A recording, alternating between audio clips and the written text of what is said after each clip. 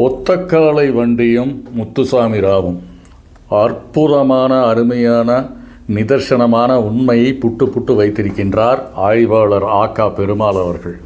இது என்ன கதைனா, பனிகர் அப்படிங்கிற ஒரு ஜாதி மகாராஷ்டிராவிலிருந்து இங்கே வந்து தோல்பாவை கூத்து நடத்திக்கிட்டு இருந்தாங்க. இப்போ எல்லாமே அருகி போச்சு.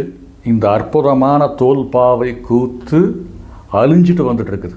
தோல்பாவை கூத்து மட்டுமல்ல, கிராமிய கலைகள் எல்லாமே அழிஞ்சு வந்துக்கிட்டு இருக்குது. கலைகள் அழிந்ததென்றால் கலாச்சாரம் அழிந்தது என்று பொருள். கலைகளை, கிராமத்து கலைகளை காப்பாற்ற வேண்டிய கடமை நம் சமுதாயத்திற்கு உண்டு.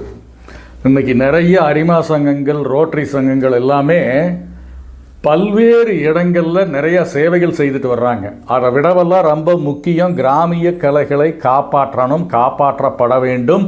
இப்போ வந்திருக்கிற அரசாங்கம் கிராமிய கலைகளில் கவனம் செலுத்தி கிராமிய கலைஞர்களை காப்பாற்ற வேண்டும். ஏன்னா நிறைய பேர் இன்றைக்கி பிச்சை எடுக்கிற நிலைமைக்கு வந்துட்டான்.